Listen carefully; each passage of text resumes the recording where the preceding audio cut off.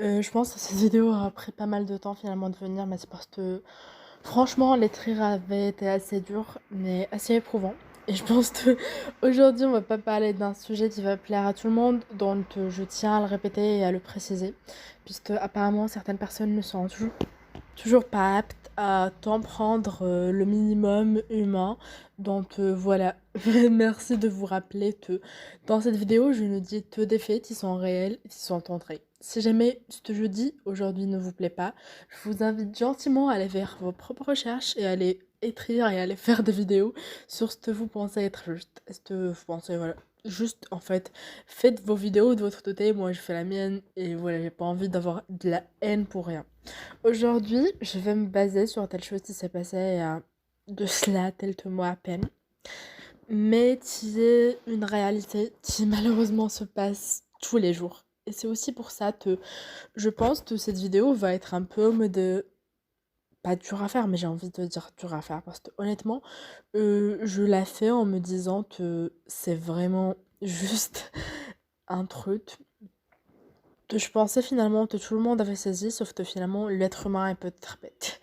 Donc aujourd'hui, on va parler de trois filles qui se sont passées, puisque ceux qui ne le savent pas, il y a de cela 3 mois, plutôt en août dernier, une jeune femme qui s'appelait Naïra Ashraf a été tuée en Égypte. Et c'est vraiment, en fait, si tu veux, ce qui a le plus déclenché finalement les feux des gens et les feux des photographes, mais ce n'est qu'une infime partie de l'iceberg, puisque depuis des années, depuis des décennies, depuis des centaines et des millénaires, des jeunes femmes sont tuées.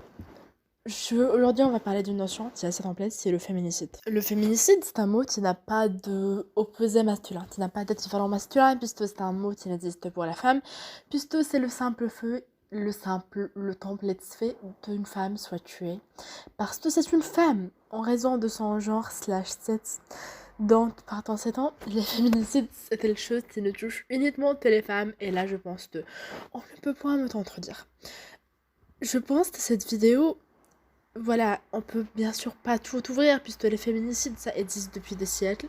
D'ailleurs, j'inviterai certains d'entre vous à aller lire Sorcière de Mona Chollet. J'en avais fait toute une vidéo, et si jamais ça vous dit voilà, de tout regarder en une demi-heure, allez regarder ma vidéo. Et dans la description de ma chaîne, voilà, c'est une de mes vidéos qui a pris plus de temps, plus de 8 heures, juste pour lire le livre et résumé. Mais évidemment, voilà, le livre en soi, c'est vraiment la source template, et je vous inviterai. J'ai jamais assez à le lire parce que c'est juste vraiment ce qu'on doit lire. Donc les féminicides, ça a existé depuis toujours. On a les féminicides qui ont eu lieu au Moyen-Âge et à l'époque de la Renaissance en Europe, donc notamment avec la chasse de sorcières. Finalement, en fait, là où je vais faire un parallèle, c'est qu'il y a un gros parallèle entre les féminicides qui se sont passés à l'époque et ceux qui se passent dans notre époque. Et ça, je pense que c'est franchement même pas malheureux ou désolant. Je pense simplement que ce soit telle chose d'anormalement vrai et juste dégoûtant.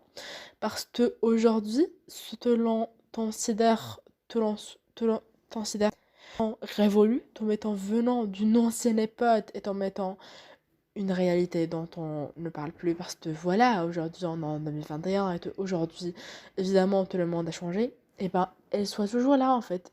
Ceci est toujours vrai. On voit toujours chaque jour des femmes qui meurent parce que elles ont choisi de dire non. Parce que elles ont dit non et parce que voilà, pour elles en fait, le non était un choix. Ce qui arrivait à l'époque de la chasse aux sorcières, où beaucoup de femmes justement ont été tuées parce que elles ont dit non. Et ça, je pense que personne ne peut contredire les faits. En soi, le féminicide, ça existe parce que beaucoup de choses. Ça existe pour des raisons socio-économiques dont on ne rentrera pas dans les détails. Ça existe par rapport à énormément de choses, dans énormément de situations, énormément de contextes. Ce n'est pas juste des crimes de haine, c'est avant tout, comme tout type de génocide, des crimes qui ont des raisons sociopolitiques. Et ça aussi, il faut se le rappeler parce que je ne veux plus entendre que c'était un cas spécial d'un crime passionnel. Je déteste sérieusement ce mot et je pense que je le répéterai jamais assez, mais c'est vraiment, je trouve, un des pires mots ever. C'est genre le crime passionnel parce que on ne tue pas par l'amour. On tue jamais par amour et on ne tuera jamais par amour. Tu ne peux pas tuer par amour. L'amour n'est pas censé faire mal et je pense que c'est une des choses que notre société a le plus besoin d'entendre. L'amour ne fera jamais mal. L'amour n'est pas censé faire mal. Tout ce qui fait mal n'est pas de l'amour. Tout ce qui vous blesse émotionnellement ou physiquement n'est pas de l'amour. Et ça, je pense que certaines personnes qui vivent dans une époque aussi moderne qu'aujourd'hui ont du mal à l'accepter et je ne t'en prends pas. En fait, aujourd'hui, on va parler surtout de ce tas-ci, donc de tous ces féminicides se sont surtout passés dans la société arabe, mais j'aimerais rappeler que ça se passe dans toutes les sociétés et que ce n'est pas juste la société arabe parce que on adore dire que les Arabes sont misogynes, mais en réalité, voilà, ça se passe partout en Occident. Et ce tas, il est particulièrement intéressant parce que c'est plus surtout la réaction qu'a la société. Parce que apparemment, même si en fait les femmes ont toujours grandi avec ce truc d'être telle chose que l'on doit punir. Les femmes sont telle chose qu'on doit punir, qu'on doit protéger, qu'on doit tout simplement en fait mettre dans une tasse et juger. Les femmes ne sont pas des êtres à part template, mais des moitiés-êtres, des êtres inférieurs, venant d'une sous-terre ou d'une espèce de sous-espèce humaine, et sous prétexte qu'elles n'ont pas la même paire, d'une seule paire de chromosomes, on a le droit sur elles. On a un droit fondamental d'exercer sur elles une certaine pression sociale, économique, dans le foyer et partout où elles iront. Parce que finalement, les femmes n'ont pas le droit d'exister, comme les hommes ont le droit de le faire. Et ceci, il se reflète dans l'éducation, en fait, puisqu'on va toujours dire aux femmes, je parle là particulièrement des sociétés arabes, mais aussi de toute société en général, misogyne encore une fois, de ne pas montrer qu'elles sont trop intelligentes, parce que personne ne veut d'une femme trop intelligente, de ne pas être trop extravagante, de ne pas être trop bienveillante. On demande aux femmes d'être des espèces d'êtres gentils, d'être malicieuses et de ne pas montrer leur intelligence, parce que tu voudrais d'une femme intelligente qui montre ses vrais défauts et ses vraies qualités.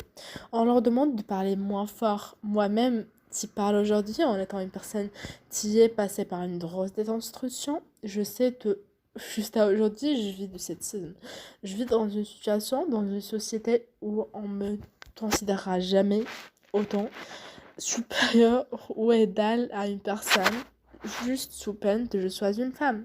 Parce que finalement, être une femme, ça fait que je suis moins intelligente et que tout ce que je fais, c'est juste parce que je bosse dur. Et que, en réalité, je ne mérite point ce que l'homme mérite. Et je pense que certaines personnes vont dire que ce dont je parle est archaïque, mais je vous assure que c'est vrai. Et je vous assure que ces choses existent dans notre société. Et cela depuis la nuit des temps. Je ne pense pas qu'en soi on puisse changer les choses en une minute, ni en 10 minutes de vidéo, mais je pense simplement que la société change. Et cela aussi par rapport à la représentation qu'on a dans les médias. Parce que ce qui est intéressant, c'est qu'on se dit, voilà, les mentalités archaïques, ça change. Maintenant, on a des films, on a des séries, on a des livres. On a un moyen d'être, entre guillemets, en connexion avec le monde entier. Et ce qui me choque, c'est que même aujourd'hui, dans la littérature qui est censée être la représentante de l'idéologie, de l'intelligence, de l'intellectualisme, on représente toujours ce cliché de cet homme possessif.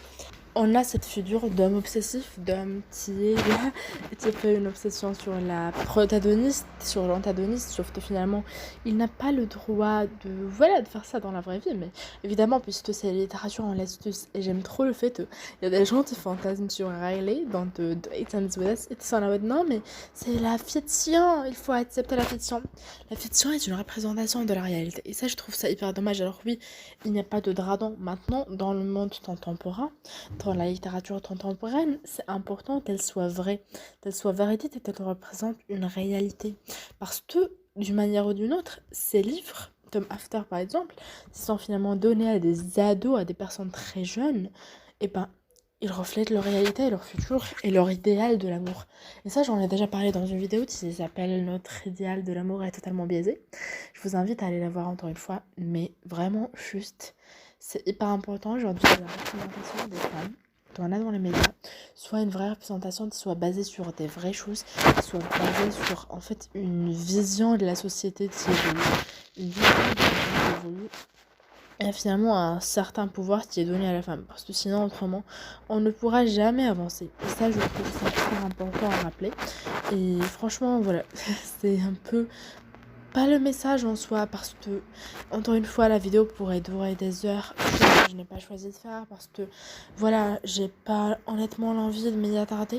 Parce que je suis fatiguée d'y penser et surtout parce que je pense qu'aujourd'hui, les messages en soi, ils servent à rien. Je pense que tout le monde est au courant. Et que si tu choisis de ne pas te battre, si tu choisis de fermer les yeux, c'est probablement parce que t'en as juste pas envie et au fond de toi, t'es bien misogyne. Bref, j'espère que la vidéo vous aura plu. On se retrouve dans une prochaine vidéo. Tout à l'heure.